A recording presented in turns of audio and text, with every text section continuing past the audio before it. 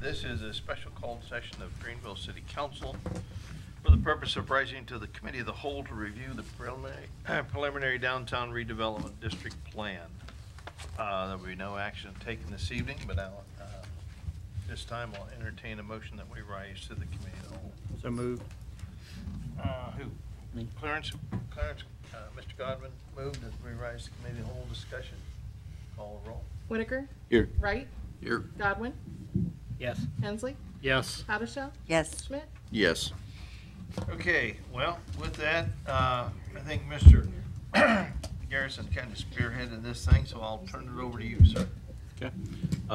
Good evening, all. Thank you for your participation this evening. With us, we have Mr. Nate Green from the Montrose Group. I believe, Nate, you were here it was last year, wasn't it, at some point? So we have a couple of council members that you have not met, Nate. Nate works, like as I said, for the Montrose Group. His company was contracted by the city to develop downtown revitalization districts. And for everyone's benefit, the presentation tonight will go back and we will review what a redevelopment district entails, why that is important to the city, and then we will get into where we want to establish these districts, and then what we want to do with the tax money or the revenue that comes in from these districts. So with that, I've been asked numerous times, how long is this meeting going to last? That's up to you. This meeting is for your benefit. It's your opportunity to ask questions. So the floor is yours as we go through this. Feel free to ask any question. There's no dumb questions. We'll do our best to answer.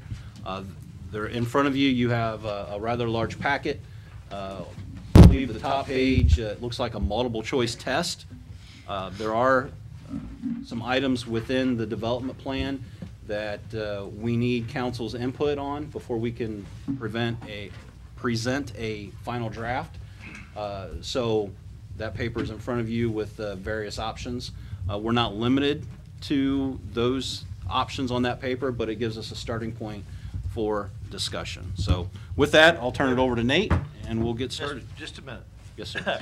You and I had discussed something this afternoon. You said you wanted to reiterate that this is not. Oh, absolutely. Absolutely. Thank you. Yeah. Just to, we'll say it once, kind of just get it on the record.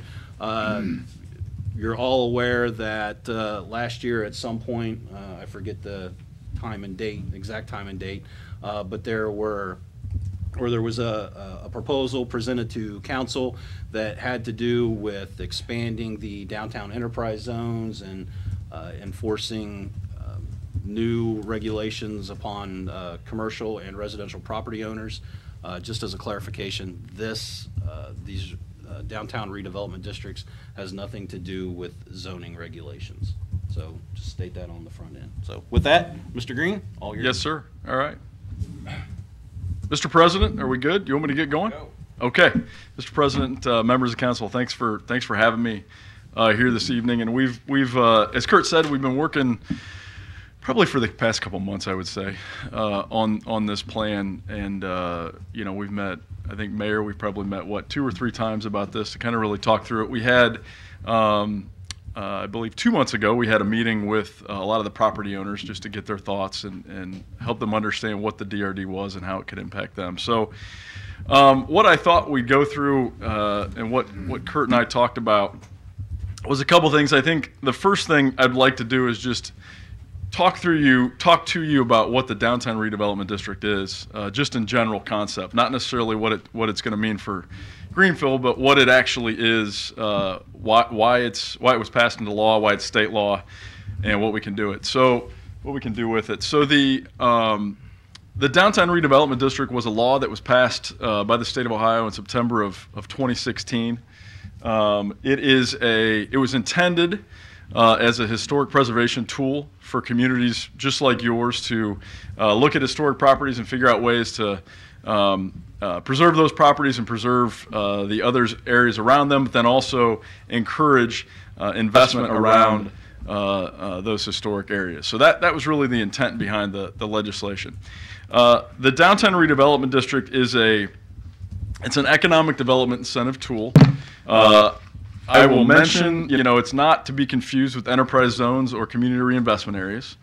It is similar to tax increment finance districts, and I think you have several here. I think that for some of your developments in the north end of town, for some of the newer developments you have done at least one TIF district, I think, maybe more than that, for the Walmart and some other projects. So what the downtown redevelopment district does is essentially within a 10-acre district, and so these are all, we're going to talk about a lot of different districts tonight, but the DRD is within a 10-acre district. It sets a baseline of property values and property taxes.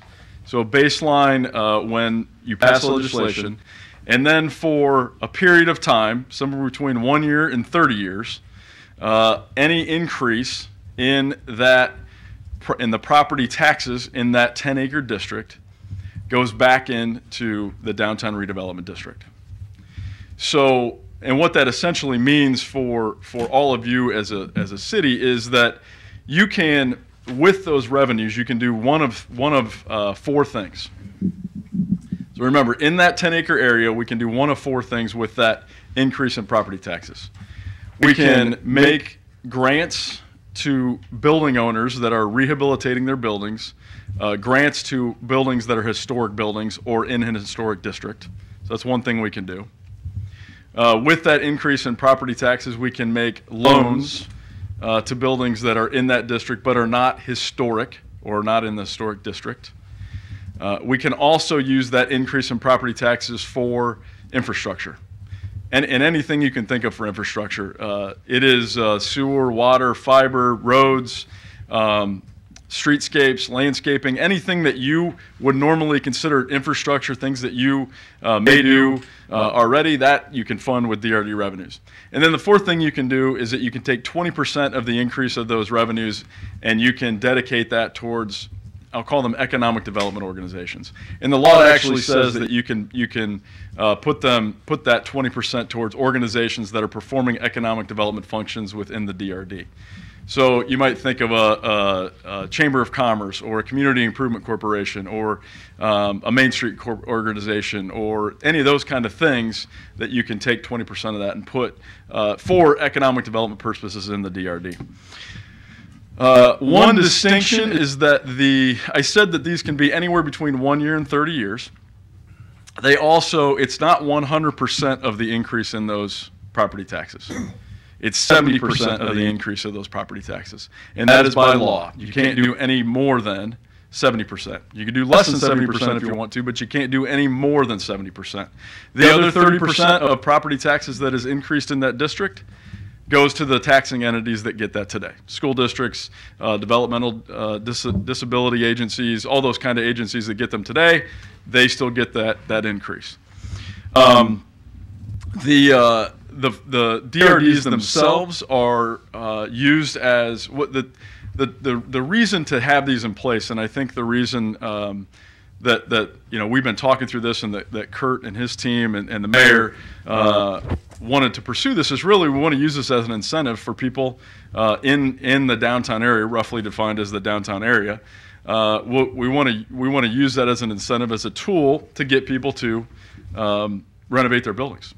And as I said, you can use a portion of that increase in property taxes can go directly back into the rehabilitation of buildings. So if you have a building owner and they're going to make $1 million investment or a $2 million investment, and that's going to generate, that's going to generate $100,000 in new property taxes. Well, you could say to that property owner, you can take that $100,000 and you can use that you can use that in the rehabilitation of your property, which is an incentive for them because that replaces equity that they have or other loans that they have to put into the facility. These are because, as I mentioned, you can do these between 1 and 30 years. We have to, the school district here in Greenville gets the majority of property taxes. I keep saying income taxes, but I mean property taxes.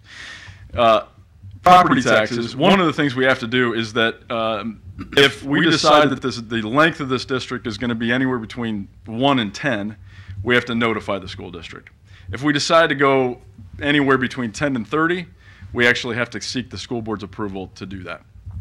So that's actually one of the questions we'll go through and talk about what your thoughts are and what we want to do that. The way that, if you look at what Kurt handed out to you, the front page, and mine is in black and white because whenever I printed it today, somehow my printer decided that's what it was going to be. You all have it in green, but at the bottom of the first page at the top it says Greenville's DRD Economic Development Plan. But I wanted to go through this revenue generation piece just so that it kind of gives you a visual tool of how it gives you a visual tool of how the revenue is generated in these areas. So if you look, you go kind of from left to right. There's a building investment that is made that increases the value of the building. That increase in property tax. There's an increase in property tax because of the increase in building value. 70% of that increase in property tax goes into the DRD, and then as a council, you decide where that increase in property tax is going to go. And the DRD uses the funds, and it's a little bit further back. I think it's on the third page. Is one of those four things that I talked about. So I'll reiterate those again just so we kind of understand what they are. The first is that those funds can go to grants to building owners. Grants to owners of historically designated building for the rehab of those buildings. And again, that's whether they're on the National Register or they're in a historic district. If they are not historic buildings, we can make loans to those building owners. We can also invest in public infrastructure, and then we can make contributions to economic development organizations within the that are performing economic development functions within the district. These are, I think, they're another point of distinction. Unlike enterprise zones and CRAs, when you do an enterprise zone or a CRA, you're essentially abating the taxes. No, they don't pay the taxes. If you're doing an enterprise zone, and you say we're going to do a 50% 5-year abatement, the owner of that building doesn't pay that 50% of the property tax for that time.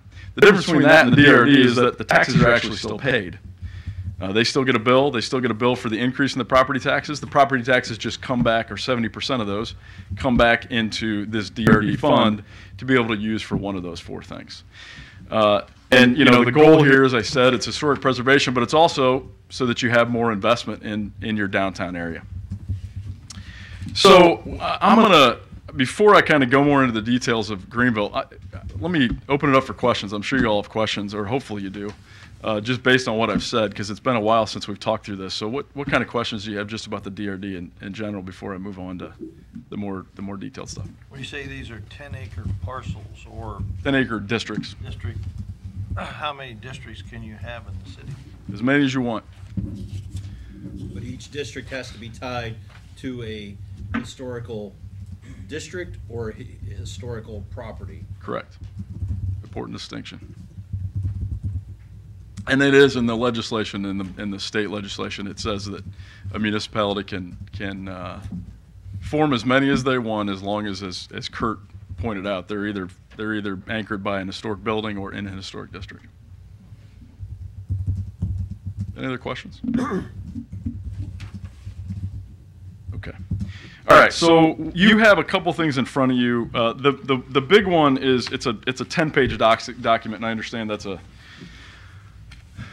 a lot to read. But and I think do they also have the plan? Oh, you have the plan in front of you as well. So there's a summary that actually is the back part of the economic development plan, which I'm gonna kind of go through. And that's the one I was just referring to that starts with Greenville's DRD economic development plan. And so what we've talked about in these districts is creating nine of these DRD areas. And there's maps of those, and we can go through each one of those, but they are generally anchored here in your downtown area. And I say generally because they reach out a little bit. There's one that goes along Front Street. There's one that goes, a little bit up Broadway. But they're generally in your downtown area. So and if you look at the second page, it shows the different DRDs, their market value, the taxes, and the percent change of market value over the last 10 years. And all of these numbers that I'm giving you, they've been provided by your county auditor, by Carol Ginn. I talked to her a couple weeks ago and we got all that information. So there's 9 of these. There's the East Main Street District, West Main Street, South Broadway. I'll go through these individually, but West 5th Street, Walnut Street, Martin Street, Dill Oil, Front Street, and the North one. And they're named after that because that's where the majority of them are on those streets. They are, if you look at the market value of those today, in 2017, so that was the last appraisal that was done. Those properties, those parcels, have a market value today of $49 million. They generate taxes of $500,000, a little bit more than $500,000. And you see the percent change is the market value, what it has gone up and down over that 10-year period. And you can see that that's between those different districts, there's a swing between negative 21% and positive 26%. Now, the interesting part is if you look at all of those districts as an aggregate, over the last 10 years, so that the market value is $49 million. But on aggregate, we actually added to that district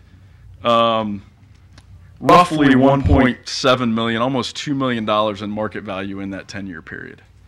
So while there's been in that 10-year period, the changes in the market value, you see the percentages, but the actual raw dollar figures, there's been almost $2 million of new market value added over 10 years. So we hope with the DRD that continues, but we also hope that we get even greater value than what we have today.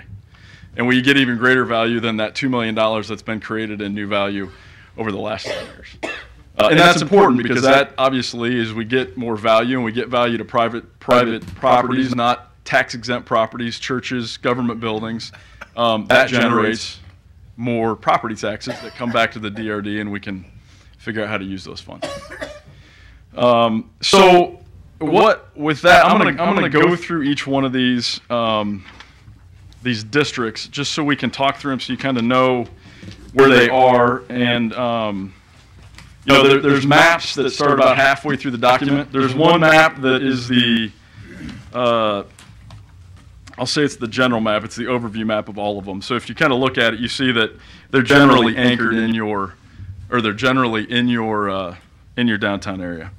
And I'm going to ask Kurt and Chad to help me if I get any of these wrong. But so our first DRD is the Main Street DRD. And you can kind of see where it is. Main Street is kind of in the middle. It's bordered by Walnut Street and Broadway, and 3rd Street on the south. This district itself is in your historic district, so that meets one of its tests. And all of these you'll see it has to meet one of the tests, whether it has a building or it's in the district. So this district, Broadway, the district, I actually think it goes a little bit further south, but it's anchored in your historic district, so that's why we have that. As you see, it has a current market value of about $6.8 million. It generates $93,000 in real estate taxes. The district grew by $100,000 over a 10-year period, which is about a 1.5% increase over that time frame. And again, when we put these together, these were based on a couple things. One, they were based on having an historic building or a historic district, and this is your this is your historic area in town. I mean, obviously, you all know that the downtown area is really your historic district, so that's why we focused on it. The next district, district number 2, is the West Main Street DRD. And you can see on the map there, West Main Street runs kind of the north of it. It goes from Water just past down to 3rd Street. It is, again, this is another district that's located in the historic district. So that's our anchor for these properties. The district has a value today of about $7.5 million, and it generates real estate taxes of about $77,000. It added considerable value, over the last 10 years. It added more than $400,000 in value, which is great, which was 6.2% new value. So that's positive, and that's what we want to really see in a lot of these districts. On that first picture, Yeah, sure. looks to me like Broadway should be, One street over. yeah, then Walnut, and then Yep. what would be next? Ash, probably. If you look at the traffic, You're right. You're right. Yep. where Broadway is. You're right. Because Broadway's over here. What's that? Exactly. It's not Chad. Chad gave us the first map, and then we. So when we will make that change. The districts are right. The districts are right. That's right. The districts are right, and then all the parcels that are in there, they are also all correct. The streets, I'm going to blame somebody in my office. I didn't do the maps. I'm just not going to. I won't say her name. Chad and Kurt know Lauren, but yeah. All right, so yeah, any of these we're going through, if it looks like they're wrong, it's not my fault, and no, but I'm just kidding. You point them out, certainly we'll make those changes. The next district is the South Broadway, which I think that is correct. I think that Broadway is correct on that map. It looks like it is anyway. So this is a lot of the buildings actually on, South Broadway. This is also in the historic district. This is actually, I believe, this is the district that has I think it has the greatest value. Yeah, it does. This is our greatest value, which makes sense. It's a lot of commercial buildings. It's commercial buildings that have grown. It has over $12 million in value. It's generating $130,000 in property taxes today. The revenue or the property tax, the market value of that has grown $1.1 million, which is a 10% increase over the past decade. So, this is kind of a core area. This is certainly an area that we want to see continual growth out of, and we hope the DRD will continue to, spur that, so that if we get, we have 1 million in the last decade, we want to get 2 million or more in the next decade in that territory. We also have, there's some there in all of these. There's some tax exempt properties. I think does that include the courthouse? I think it does. Yeah, which is a big tax exempt property. And there's also some churches that are in there. But we also have in this. There's some bank properties that are in there. Banks they appreciate, and they will continue to appreciate, which is a good thing. That helps as we go forward. The next one's on West 5th Street, which includes This is the one that includes the school, right? Yeah. Yep. Yeah, so this is, includes the, yeah, isn't that right? No, it doesn't, or it doesn't. The school they tore down, exactly, right. So it, this is one that, the Greenville Library is the anchor for that district. It's, it as well has had, an increase in property taxes over the last 10 years, and it's not been huge, but it's been about 4.5% over that time. If we go to the fifth one, the Walnut Street DRD, this is the other school property, correct? Yeah, I think that's in that exists today that the school district owns. But certainly we don't know what's going to happen to that property, but that is in, and it's a big piece of property. It takes up, I think.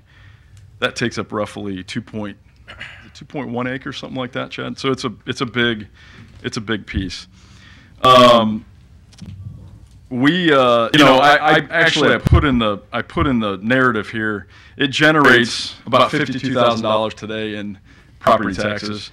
If we were to get an investment on that property to say $5 million, which with the size of that property, that would make sense. That would generate about $600,000 over a 10-year period, just to give you some kind of scale of what the DRD could generate. So as we keep moving, the Martin Street DRD. This is the I would say this also is one that has potential. This is where the former supermarket is, where a company called Paragon KLC owns it today. I mean, you all know they've been marketing it. They want to put something there. You know, I think this has potential for redevelopment. It's a big parcel as well. I mean, you all know it. It has a really big parking lot. It has the former grocery store there.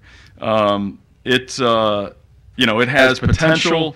I also put in that one that if it was a $2 million investment, you know, we could see $250,000 in investment over a 10-year period.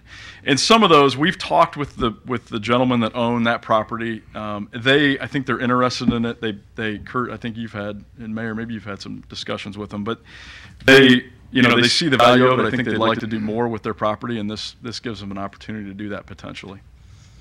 The next property, number 7, so we're going to move up north, is the Dill Oil property. This is anchored. It's anchored by St. Paul's Episcopal Church on North Broadway, which is in the historic district and is the historic anchor for this property. It includes the big parcel is the Dill Oil property. You know, I think they have some plans, hopefully, that are going to come to fruition that there might be some capital investment there, and that might also generate some new revenue into this district. This it has had. I think this was So, yeah. Well, you know what I put there. If it $1 million investment, it would generate $13,000 on an annual basis that could go back into the DRD. It's also one that it's interesting. This one had it declined in value over a 10-year period by almost $200,000 in market value. So we hope they put new investment in there so that we can get that back up and get more revenues back in. The next one is the Front Street DRD, and this is really I would say, kind of an industrial DRD. You know, it picks up a lot of properties that are industrial. We anchored it at a house at 330 West 4th Street, which is on the National Register of Historic Places. And I think the point here, and it's good to point out, these districts are continuous. They have to have a continuous boundary. So we use the streets as the boundary to connect these districts. And so while they're not contiguous, they're not beside each other, we can connect it and then connect it down to the streets and pick up those properties. So the hope here, you know, this is an industrial area that we hope through the DRD we encourage some investment, we get some new investment. This is also an area that has lost some value over the last decade, and I think, you know, it's an industrial area that has not seen investment, but we hope with the DRD that helps to encourage more investment and really kind of jumpstart that. The last DRD is our North DRD, so we're kind of jumping all around. So we're jumping up to the northern part, but this is it's anchored by parcels on the square, which are or on the circle, which are in the historic district. This one includes where we are right now, the City Hall. This DRD increased by $1 million in value over the last 10 years. So that's been a positive thing. I think a lot of it actually is there's been an increase in value of this building that we're sitting in today. But that's that is that district. I guess, you know, I went through all of those. I talked a lot. I'm going to be quiet for a minute and let you all ask questions of me or the other people that helped work on this. So, questions? Do the funds that is created in the district, does it have to be spent in the district? So, I believe the answer to that question is yes, but there is some, it's a little bit open to interpretation, and we're trying to figure out if you can cobble all those together and spend it all in one. And I need to talk with the state auditor and the Attorney General's office to figure out that. But right now it's they generally have to be spent in that district. That's what we know right now.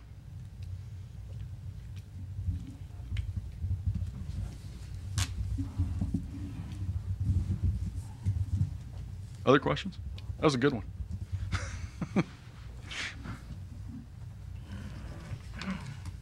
Well, that is something that we definitely need to know. Absolutely. I mean, maybe not at the onset, but when this starts flowing in. You know, it would definitely. I think it would. You need, when this comes to all of you. You know, if you as you move forward with this and it comes to you for legislation, that's something you need to know, because it's something that. It's something. Well, let me just back up. We haven't had this issue in these other DRDs we've set up. We've set up 10 of these, and part of it's because of the. I would say it's because of the vision of the people that help put these maps together to say we want to put 9 of these together. And the other 10 we've done, they've been 1 10-acre districts, or they've been districts that are not close to each other. So that's why we have not gotten the answer to that question yet, and that's why we're not there yet. But that is important, and I think it's something. And it is something that we will know when this comes back to you. On a time frame, if you create a district, say for a 10-year time period, at the end of that time period, can you recreate that for an additional 10-year period? You can. And then perpetuate that? Absolutely. There's no. There's that time frame from when you initially set it up, right? But there's nothing to say that you couldn't do another. You couldn't set it up for another 10 years. Or you couldn't do other districts if you wanted. So yeah, you could certainly do that.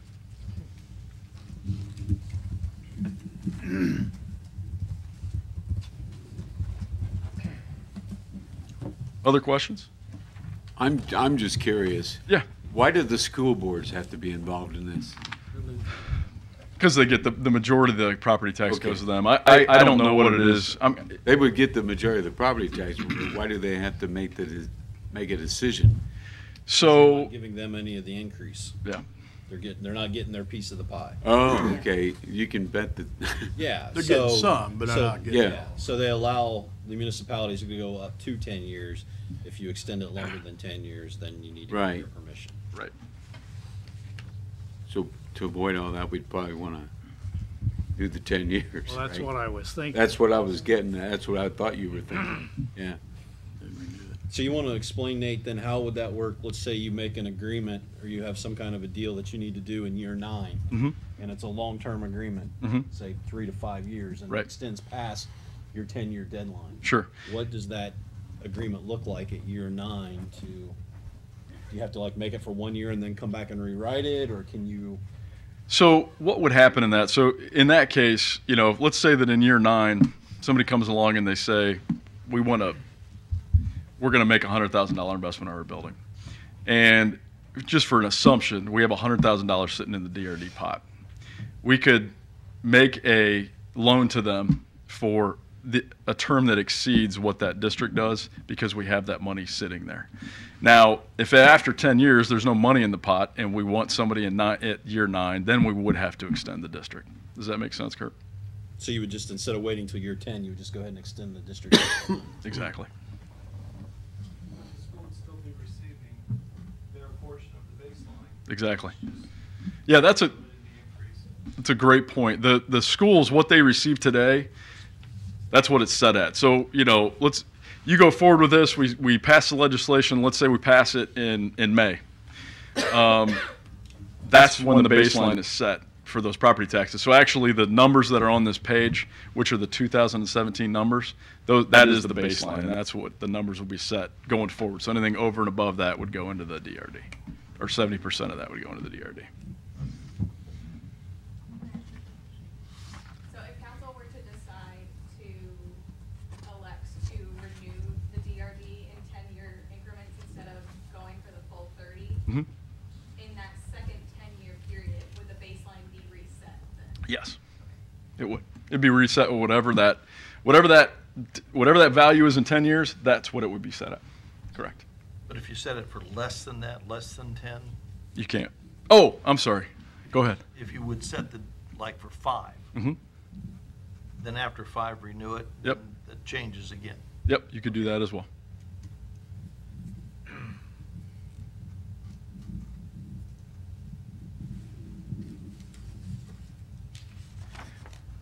Well, so I think you're getting into some of these questions. There's 4 questions that we have there.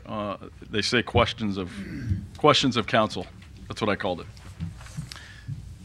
But there's 4 of them there that I think they get into the heart of some of the things you're talking about. They also get into the heart of some answers some things that we have to get answered in the legislation. That first thing, and I guess, and we, again, as Kurt said, we don't need to answer these today. You don't need to circle them and give them back. There's no wrong answer. But the first one I think we really need to think about, and this is something we need to think about, between now and the time that you decide that you want to pass the legislation, is really that what's the term that you want to have this DRD for? And again, you can do it anywhere between 1 year and 30 years. So the question is, we could do 10, we could do 30, or we could do anywhere between 1 and 30. At 10, in between 1 year and 10 years, we have to notify the school district. Anything over 10 years, we have to get their approval, literally get the school board to say, yep, we're okay with that. So that's one question we really have to think about and talk about and figure out what makes the most sense. We've talked about it a little here, but that's certainly something we have to kind of figure out. So I'll jump to the next question because it's something I haven't talked about, but it's something that is important, and it's something that that needs to be answered, and it's something for you all to consider and how we do this.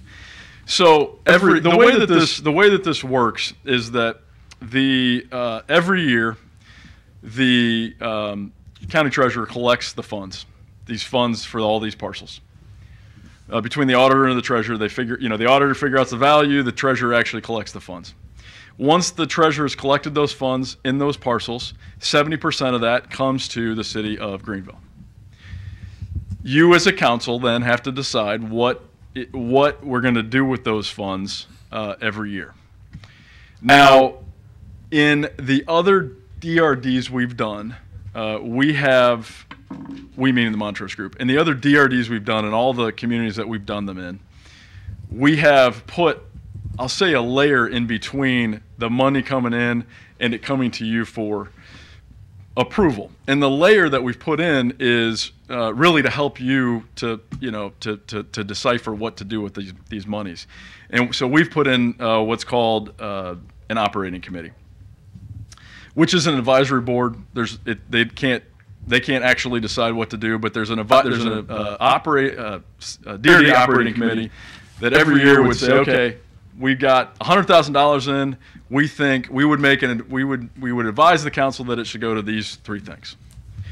So the question of you is, there's really 3 things there.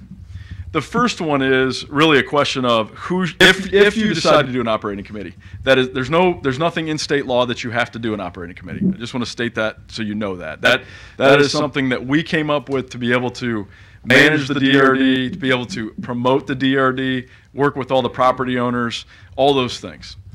So the questions you have in front of you are really, there's kind of 3 things we could do, but actually there may be more. These are just the 3 that we all kind of came up with.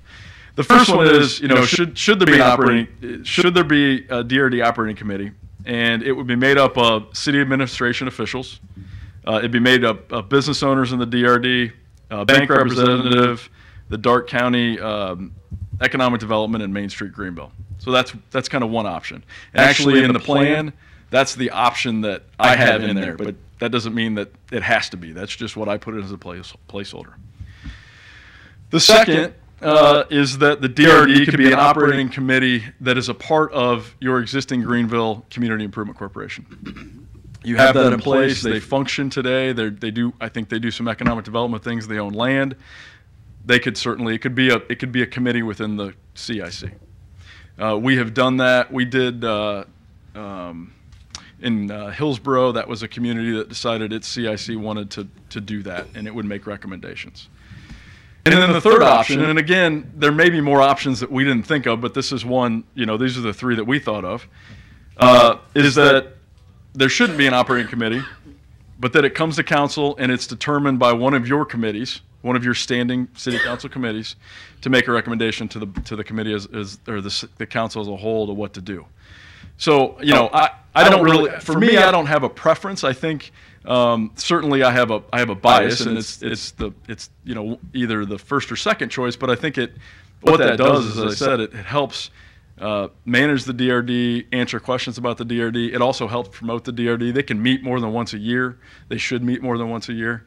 But I'll just throw it out to you. I know that this is probably your first hearing of it, but what your thoughts are on kind of if there should be or not, and kind of what it should be if we do have one of those.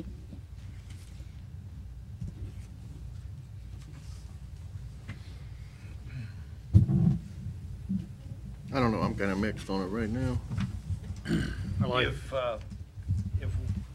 we create one of these DRDs, let's just say we plop 10 acres down someplace in the downtown area, just using it as an example.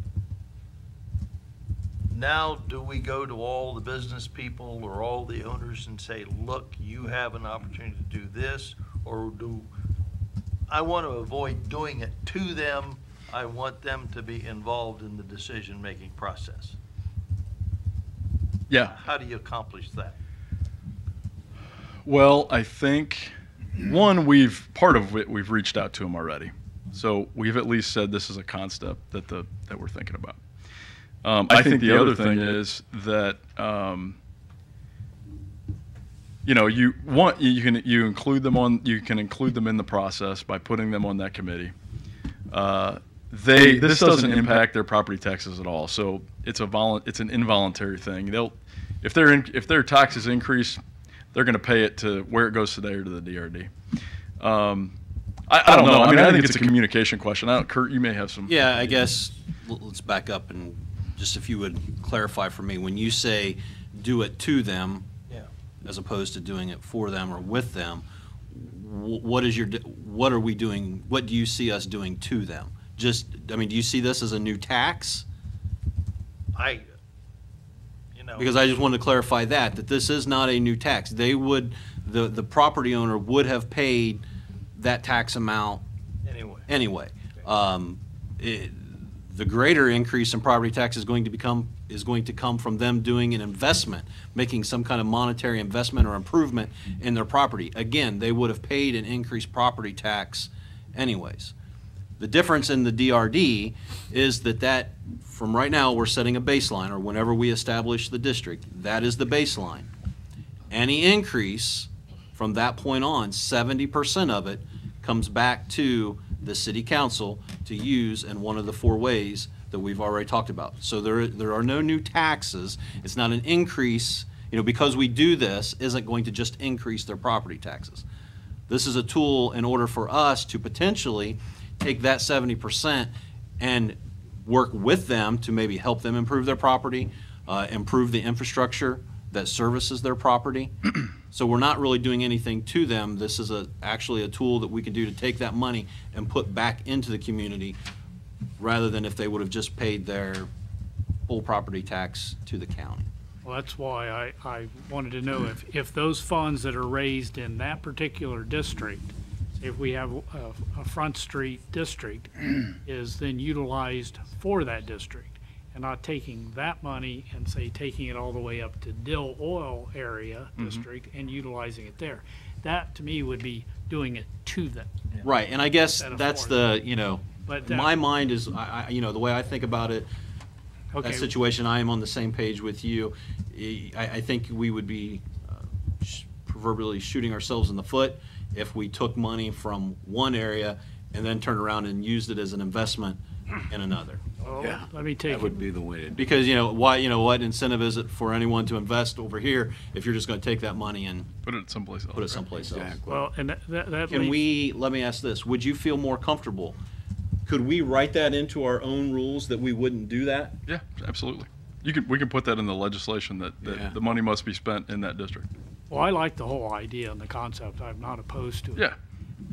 The other thing is that with if we have a committee, I think that the committee should be the CIC because they're already set up, they're involved, they're already a group of people that's already from the community and chosen.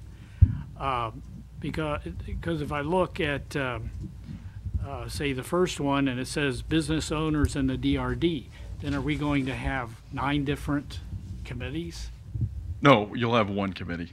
I mean, because I think if you have 9 committees, it'd be. It's going to be impractical, and that's why I think that having maybe not to do that, because then you're also going to have, how many, you're going to have 9 business people from 9 different, you know, it's going to. And you got to figure out how to pick them and who's going to, right? Yeah, Yeah, sure. I mean, you're right. that's just my view. No, I think, That's but an you know, that's existing the, conduit right there, and I like. Yeah, well, and then I'm on the CIC. Okay. So I know a little. know how it bit operates. functions. Yep. It makes sense, though. If we, again, plop down a 10-acre plot and Joe Blow that owns the building at such and such place, Broadway, says, I don't want any part of this, can they opt out or are they in? They're in. Okay. Because again, it doesn't They're going to pay that tax no matter what. it doesn't impact them. It actually, you know, as Kurt said, the it's only advantageous to them. Truthfully, it doesn't negatively impact them.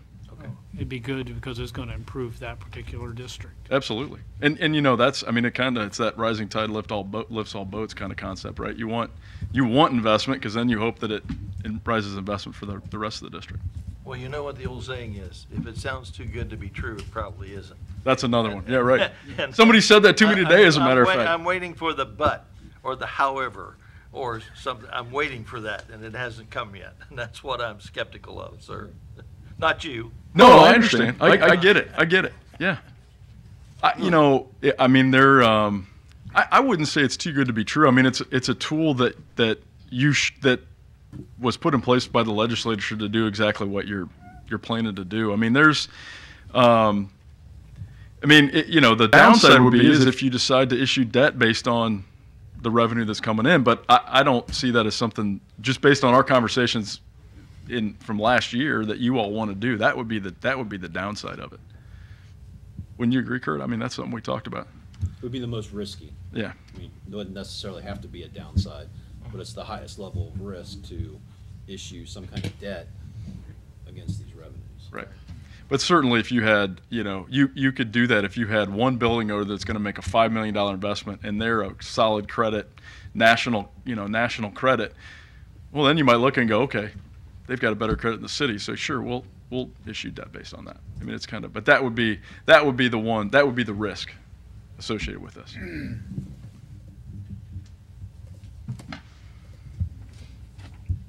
don't see any downside. Yeah. I mean, the other, you know, the two other questions we have on here, the first one, or number 3 is, I talked about the 4 uses. You can go towards grants to building owners that are either historic or in the historic district, loans to those that are not historic, infrastructure, or economic development organizations.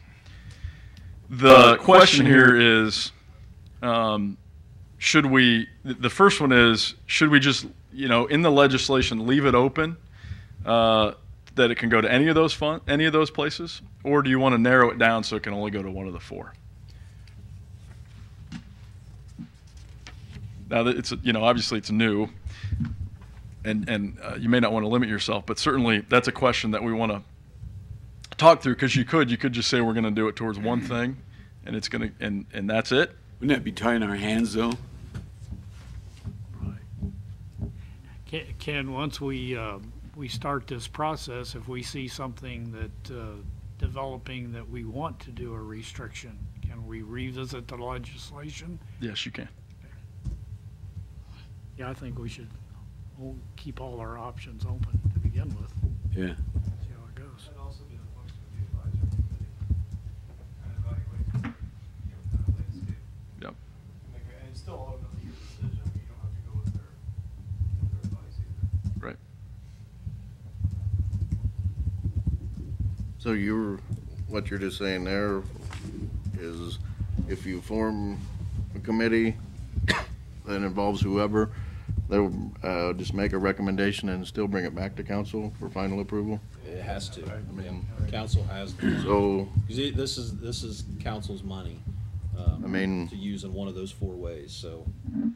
if you have, you know, people sitting on that board that make the decision or make the recommendation to do something that would affect, you know, them personally or the organization they're involved with, or their, you know, if they're a property owner, whatever. I mean, that's where I guess I wanted some clarification, because that gets a little.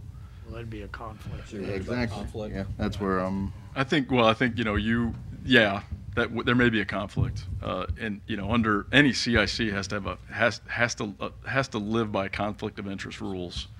I don't know you. I'm the treasurer of the CIC in the town I live in, and every year I have to sign a conflict of interest waiver.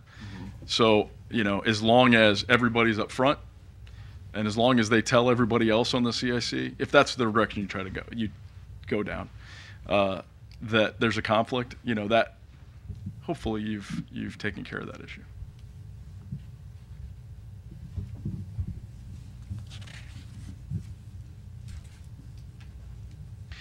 And then the last thing on here is something that we just thought we'd bring it up because it's I think it kind of gets some formal, you know, more formalization to the process. You know, as funds come in and as we build up these funds, you know, one of the goals obviously will be to make loans and grants to building owners. And so one of the things we wanted to throw out was just if that's what we decide to do with the funds, make grants and loans to building owners, should there be an application process that comes back in through that advisory board, that they kind of vet that and then they bring that to you? I mean, I think for me, I think something we talked about yesterday. I think it makes a lot of sense. It makes a more formal part of the process, but we wanted to throw that open just to get your thoughts and see what you thought about kind of having an application process to do that. Yeah, I think there would need to be something in place. I mean, Yeah. I think it's a good idea. Does that application need to be in the legislation? Not unless you want it to, Kurt. It doesn't. There's nothing in state law that says that. But certainly, if you wanted to do that, we could do that. Of the 70% we would get, how much would you guys get of that? I mean, Who's you you guys aren't guys? going to do this for free. Well, we did. We put together this plan. We're putting together this plan for you. We're gonna we'll put together a draft of the legislation and all the other notices. That's kind of where our work ends unless you decide that you want us to be involved. The answer to your question is I don't get anything out of the 70% that comes in. That's the answer to the question. If you all decide that you want to hire us or somebody else to help you manage the DRD, we'd certainly be open to that. But that's not part of our contract today. Council approved a contract in the amount of $17,500. That's what he gets. Yeah. That's right. That's what he's paid to get us to the point of Keep the change. legislation. Good job. Thanks. So after that, it would be a consulting fee if we decide that we need his services. Okay. Does it sound like down the road we may get into the lending business? And I cautioned city council on that. I don't know if that's I something. guess we could be, because it says loans to buildings that are not Right. historic. Yeah, So we might want to be very judicious about that, but. Yeah, we don't want to loan money that we haven't received yet Mm. Right. in anticipation. Or lose it, what you got, that's right. yeah. And I think, in that case, you put a lot of guidelines in place so that you say this is what we want, this is what we don't want, this is what happens if we don't get the money back. I mean, there's a lot of things you can put in place that they'll look like a revolving loan fund. I don't think you have one here, but that would look like that you'd have that advisory board to help go through those and figure out what makes sense and what doesn't.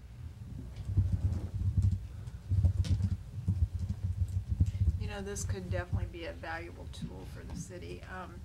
I know it's a little bit different species of animal, but the city is still involved with 3 TIFs, And Right. right here at the very end of those TIFs, we're seeing some significant monies that are coming to the city. Now that the loans have been paid off and the excess all goes to the general fund. So this could definitely be a very valuable tool as long as we handle it correctly. So, yeah, loans kind of concern me too, but I mean, we would just have to look at it on a case-by-case basis, I guess, so. Correct. It's definite encouragement, you know, for everybody in town here that's in his districts to improve their property, and that can only do anything but help. Absolutely. I mean, it's just, you're gonna just drive up the value of Greenville. Hmm. Yeah, I mean, absolutely. It's, you know, you've had value over the last 10 years, but you want it to really help spur that even more. I mean, the more people that play, the better, obviously, but, you know, like John's concern was, you know what, there might be fewer people playing that we might like to see, but, you know, that's still better than nothing, you Absolutely. know? But I think this can be very contagious, you know, and when people see some improvements downtown, they go, how do I get in on that? Yeah, I agree.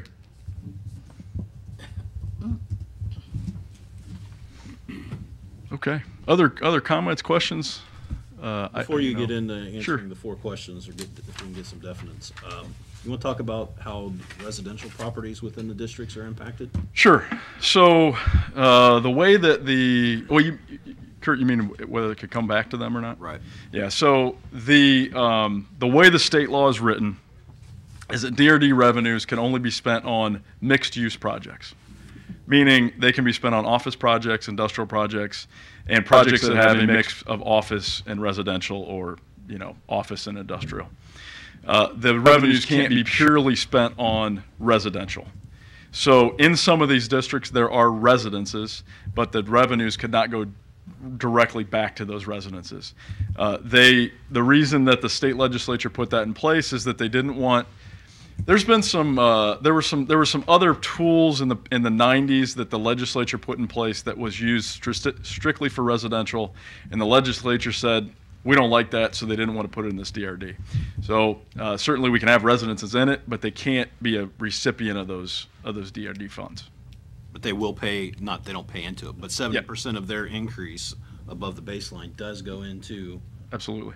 the fund. Absolutely. But we, as a city, you could choose to use the money for sidewalk improvements, water line improvements, sewer improvements, street lighting, whatever. And we could absolutely do that. In a residential area, you could still use it for the general infrastructure. We just can't have it go back. Because none of these districts are purely residential. So as long as, you know, in that area, we couldn't put it into a home, but we could, you know, improve the sidewalks, improve the streetscapes, whatever. Well, couldn't it be said too that as this district improves itself, so to speak, property values could go up, right? Yeah. Oh, that's what we hope. That's Yeah. what we hope. I mean, that's the What I whole. meant. So everybody's going to be benefiting from it Absolutely. at some point. Yeah. If they see it as a benefit, because my taxes will go up, but Yeah. Right. Okay.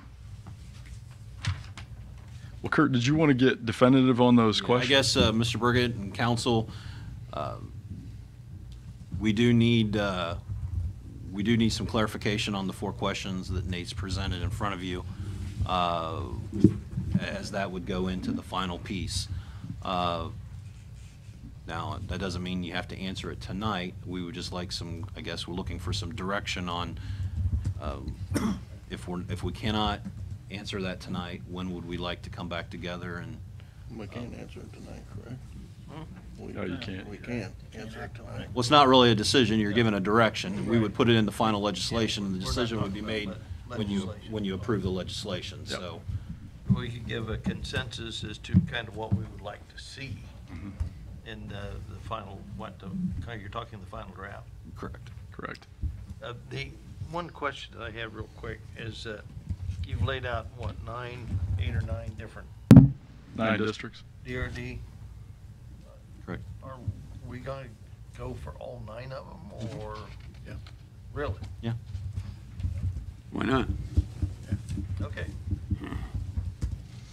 Well, if looking at the first question, how do you think that the schools are going to cooperate?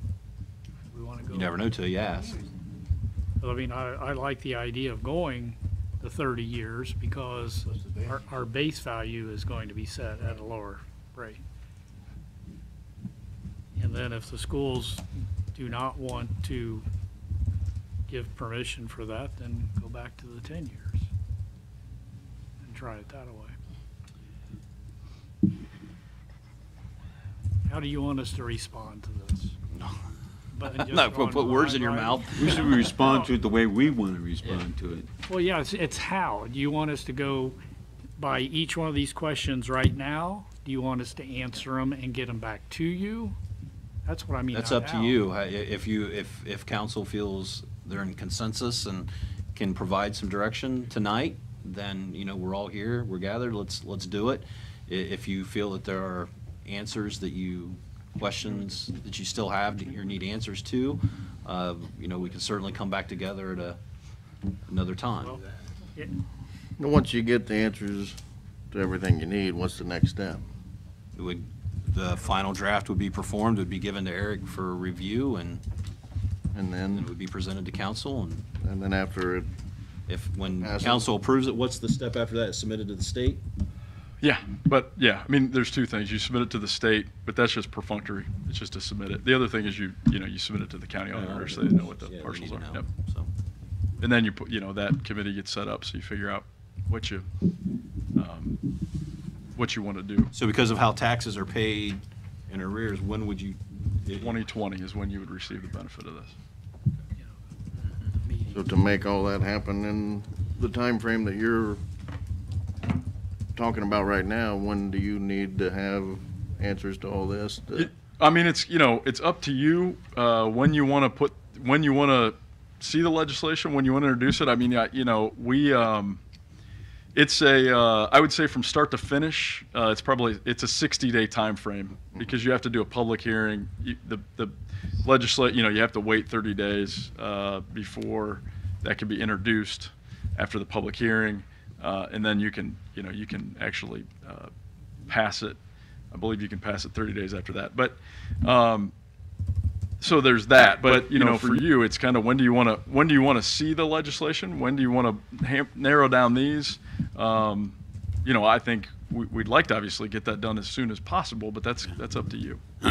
What we need to get the school board involved if we're Yep. going to go to 30 days. So that comes into play too, and all the timing Absolutely. of all this. Yeah. Yep. And there's a notice to them. But certainly just talking to them is something we need to do. I like the idea of the operating committee that's part of the Greenville CIC for a few reasons. First of all, it's people, it's already it's an existing kind of a thing. But second of all, you said something about the conflict of interest things that they have to sign that we might, I don't know, I'm new, but if you pick these people from, bank representatives and Main Street Greenville, they could be people with conflicts of interest that they may not have any, forms that they have to sign. You know what I mean? Right. This could involve this could avoid conflict of interest issues, I think. I would agree, and I think the CIC has it's a function within state law, so it's a statute that has to follow certain rules. I mean, it does have its own formality that you could certainly use. It's kind of already set up for us. Yep.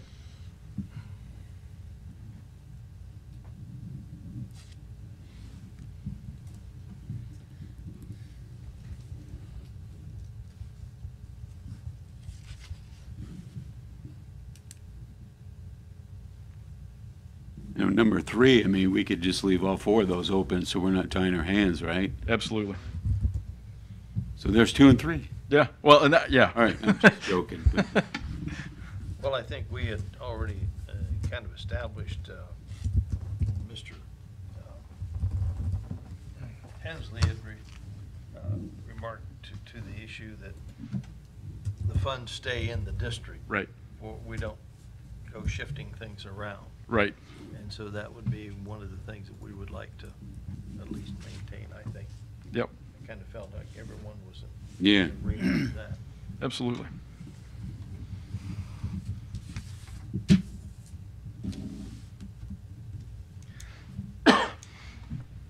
Is, getting back to the operating committee, would that be a subset within the CIC, or would it be the CIC as a whole? It certainly can make a difference in the people involved in the CIC. It's gonna be you probably have to add people to it in order to make it work. So I don't know, I think it's a discussion with the CIC and what their bylaws Right. are. I think that would be something that would. Because the makeup of that committee is gonna change of what it's established for. So, and creating more work, maybe they wouldn't wanna do that. I don't know, it is more to it, so. It is a civic organization. How many members does it have today? Highly paid. 17, 17? of which 5 or 6 are administration. Majority of How many? city- Come on, tell me, how many? More than that. 3, 4, 2 council members, so 6. So 6 of them, 6 members of the 17-member board are, or no, because I'm adding, because you got 2 members plus yourself. Right. So it is 7. Yeah. 7 of the 17, so, is city council, or affiliated with the city.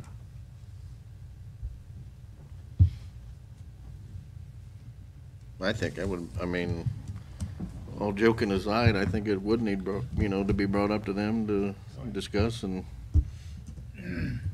so I think that would be, I would feel comfortable going in that direction if they're willing to take this on. We mean 10 of the month? Meet on the, Last Wednesday of the month. We won't have a meeting till April, right? Or what you call it no, special? we meet at the end of the month, Mean to odd Meeting months. next Tuesday. We just had that other 29th. meeting. this month.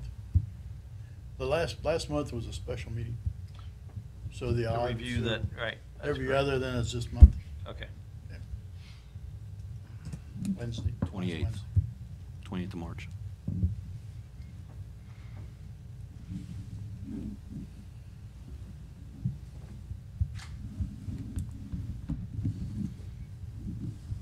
Well, it sounds like, the amount of years that's going to depend on the discussion with the school district. It sounds like, the Greenville CIC is we want a place to explore and I think to talk about it. And then as far as leaving them open, I think several of you have said that makes sense. And the applications, I think I heard from several of you too, that makes sense. So that's what I heard anyway. That was what I circled on my page. I like the idea of applications because then it puts this out into the public. Absolutely. It makes it transparent.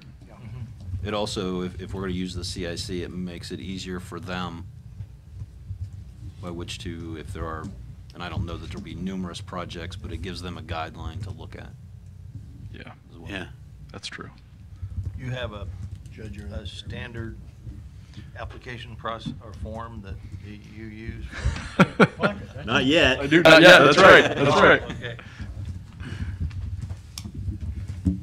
We don't, but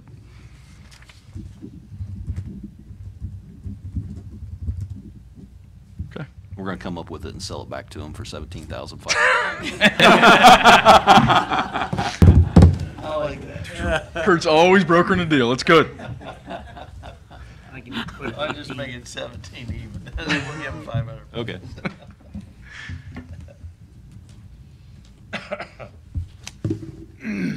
So how do we present this to the school board? I think what I would do, I don't know who has the best relationship with the superintendent and treasurer or the school board president, but I think just having a discussion with them, a meeting with them, is probably the best way to do it and just talk about it, see what they think, and then we can, bring it back here. I think that's the best way to do it. Okay, so you don't think take it to their board? I would have that discussion first. I mean, ultimately, they would have to pass a resolution or something agreeing. If they do 30 years, you have to agree to it. That's absolutely right. So the only way they can formally agree is by resolution, so it's Right. gotta go back to I guess we could have a pre-meeting and field them out, but Yep. eventually, I would think that we would have you come back and. I think it's 2 steps. I think there's a first step to talking to them, and then I think the second step is if they say, you know what, yeah, I think we could get there, then the next step is going to the board. We better, we better do it pretty quickly because the press is here and they're gonna blow this crap all over the front page of the papers and, you know, we're gonna set everything on our face, so we better be doing it quickly. I want to see the cartoon. As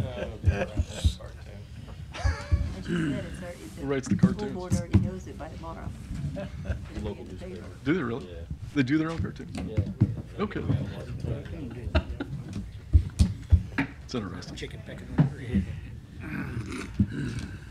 Okay, All right. We actually invited them to the public meeting that was at Memorial Hall. And the superintendent was there. Yeah, Doug was there. But it's not. It's not a secret. Yeah, that's true. Oh, and I think, They know about this. yeah, the treasurer came to the meeting as well, I think, didn't Whether they read the letters. Yeah. he? Yeah. But you're right, yeah, you're absolutely right, Chad. They were, And we had the public meeting in the Anna Beer room, so I mean. yeah. They're aware of it and they heard the superintendent was there for the whole thing, so Yep. I forgot about that. That was like 2 months ago. That's hard for me to remember all that, that far back. Details. Yeah, that's right. You're so young, Chad. Ooh, that was. All right. okay, anything further? Is that, Who else has any other questions? you have kind of the information that you need to proceed? Right, and then Okay. I'll, Any other further questions from members of council? Motion to adjourn. Motion by Mr. Hensley to adjourn. Undebatable, call the roll, please. Whitaker, Yes. Wright, Yes. Godwin, Hensley, Yes. Hottishell. Yes. Schmidt. Yes. Thank you all for coming. Good night. Good night, Irene. Mrs. Calabash. Yes.